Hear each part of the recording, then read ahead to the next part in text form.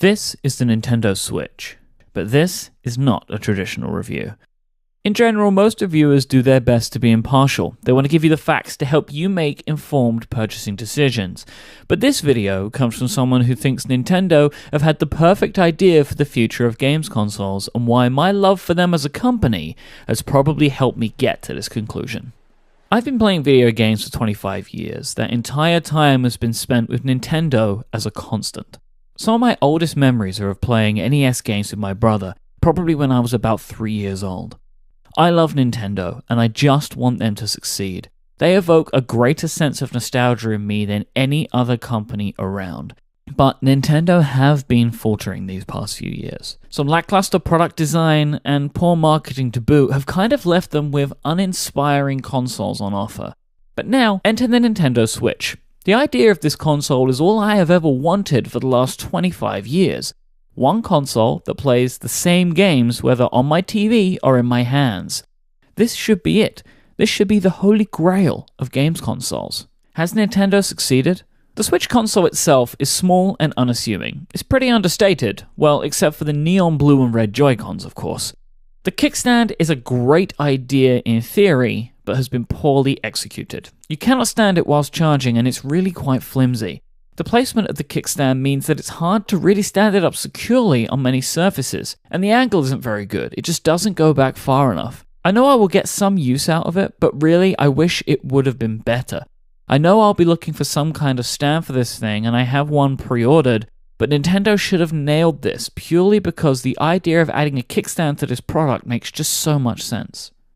The Switch dock is simple, but an effective part of this system. It has built-in cable management to keep things out of the way, and the system easily goes in and out without much fiddling at all. It's really low profile, and it makes the Switch not look out of place next to a TV. Plus, the whole thing together is significantly smaller and less garish than other home consoles. It fits in well without taking over the environment that it's in. The Switch also easily goes in and out of the unit. I had expected that you would need to click or force it into some connector of some kind, but this just doesn't seem to be the case. The Switch goes in and out of the dock with ease. The Switch unit itself is light and compact. The screen is really bright and it looks great to me. It does feature a touchscreen, but I'm not sure that it's really needed, to be honest, because I can't imagine many games taking much use of it, because any game that uses a touchscreen would have to have some kind of fallback for when you've got it plugged into your TV. So I can't really see how any developer would take real use out of the touchscreen that's attached. When playing a game as intensive as Zelda, you're looking to get about 3 hours of battery life from the Switch. The Switch features a USB-C port, so in theory can support charging via an external battery pack for prolonged battery life on the go. But honestly, this is a real mixed bag. Some battery packs just do not provide enough power to get the Switch going, and some just kind of work. I ran some simple tests with the biggest external battery pack that I own, which is an Anker PowerCore Plus 26800. I plugged the Switch into the pack and lost about 3% battery over 35 minutes whilst playing Zelda, and then when not plugged in, I lost 8% in just 15 minutes. So this is a definite and clear improvement, but it seems that in most cases an external pack is just going to prolong the battery life of your console whilst playing, not actually charge it. But honestly, I'm pretty much fine with this. The only time that I can imagine wanting to play the Switch for more than 3 hours without the likelihood of there being a charging point around is when I'm traveling on a plane. But if I can use an external battery to get an extra hour or two more out of the thing, that's going to be enough for me. With the Switch, Nintendo said goodbye to the Wiimotes and have created their next controller, the Joy-Con. You can definitely see some of the lineage to the Wiimote, but the Joy-Cons have been custom built with the Switch in mind. They feel great, they have a soft touch plastic that I really like and make them great to hold on to, they're nice and grippy. The blue and red versions are my favorite over the grey. They really have a lot of pop, and they add character to the console itself with 2 new colors for Nintendo. The easy option would have just been to carry over the red and green from Mario and Luigi, but the neon red and the blue give the Switch its own identity. And being able to use the Joy-Cons detached from the Switch is amazing. You can hold your arms however you want in any position. They're not set to a fixed location where you've got them both holding onto a controller which is right in front of you. It's way more comfortable to sit this way as you can kind of position yourself however you want. And I will just never get tired of the sound that it makes when you attach them back to your Switch. Adding the Joy-Con straps to the controllers makes them significantly nicer to hold as well. It's a small addition, but adding to the heft of them overall is great. I actually prefer playing like this when docked to the TV than having the Joy-Con in the grip or using the Pro Controller. One of the things that makes the controller modes of the Switch great for me is that I find it to be much nicer ergonomically. I choose how I want to play and adjust when necessary. The Switch's software lineup for launch has been a point of contention for many. In most markets, the games that are available right now are The Legend of Zelda: Breath of the Wild, 1-2 Switch, Shovel Knight, I Am Setsuna, Fast RMX, Super Bomberman R, Just Dance 2017, and Snipperclips.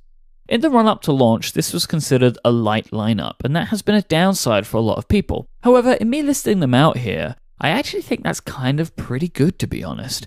Most consoles launch with a small selection of games, and here we have a huge first-party title, a fun party game, a great port, some fun multiplayer games, a racer, a dance game, and a couple of extras thrown in to boot.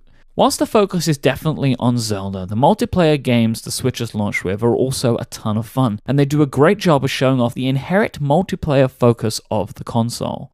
1-2 Switch offers the usual Nintendo weirdness, where you go from cracking a safe to playing table tennis to milking a cow, which would be a lot of fun if you're playing against your family over the holidays or adding some laughs to a night in with friends.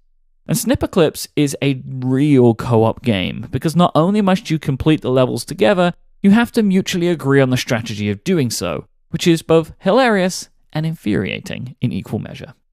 But let me just say a few things about The Legend of Zelda: Breath of the Wild. I have never been a huge Zelda fan. I've played a couple of the games, but I've never loved Link as much as I love Mario. But Breath of the Wild is just incredible. Something I've heard a lot of people say, that in this game, you feel like you can do anything. And boy, does it feel that way. If there's a mountain you want to scale, just climb it. If there's a boar you want to hunt for meat, shoot an arrow at it. If there's a light in the distance that you want to check out because you wonder what treasures it may hold, hop on a horse and just ride to it. I have yet to come across something in this game that I haven't been able to do. If it seems possible, it is possible. I've been playing Breath of the Wild now for maybe about 15 hours, and I feel like I am about 2% of the way into the game. Even just the story, I don't feel like I'm very far along yet, because I just keep getting distracted and running off into the distance to chase down something that's interesting looking to me. Couple all of this with fun combat, a beautiful art style, and a compelling story, and Nintendo have not just made a system seller, but probably one of, if not the best game they have ever turned out as a company. In recent weeks, Nintendo have published information about the indie games coming to the platform. They're currently claiming that there's going to be a new release every week this year from an indie developer, as they like to call them. If Nintendo deliver with these indie titles, along with their own big franchises, I think that the Switch is going to be my favorite console for the foreseeable future. The UI overhaul of this system compared to the Wii and the Wii U has been a long time coming, and I'm so happy with the fresh look. But the Nintendo Switch software is not without its faults. There are currently no media apps available on the device, including apps like Netflix, which have been on their platform for some time. Whilst I have enough devices in my house that can play Netflix content, I know why for some this is a glaring omission. And they still have the friend code system for adding friends. Even though there are other options now, like adding your Super Mario Go friends, and Nintendo have said that they're going to be fixing this in the future, the Switch should not have launched without the promised overhaul of this functionality. Especially as they're going to be pushing further into online as time goes on, really trying to flesh out their multiplayer play system. I really think that with all of the additions that they made to friends lists, that they should have gotten rid of the friend codes. But look, as I said, I'm a long-time Nintendo fan, which means I expect there to be some weak spots. Nintendo have a history of making peculiar choices. Some end up being amazing, and some result in glaring flaws. But the faults of the Switch are less glaring, in my opinion, than they were on the Wii U. The Nintendo Switch has stirred up excitement in me that I felt like I just had to express. I feel like I've said it a million times in this video, but I have always been such a massive Nintendo fan that this is a huge product to me because I can see how huge a product it is for them. And I'm fully aware of my bias being peppered throughout all of my opinions on this, but that's okay to me. Because I do truly want Nintendo to succeed with the Switch, and thankfully I think they've made a console that it's easy to feel good about. The Nintendo Switch has finally made true on the promise of the same video games everywhere. You can plug this system into your TV, grab a controller, and play Zelda. Then when you need to leave in the afternoon, pick it up and go. You could be sitting in the park playing Shovel Knight, because it's nice out that day. But then when the wind picks up, just pick it up and head back home again.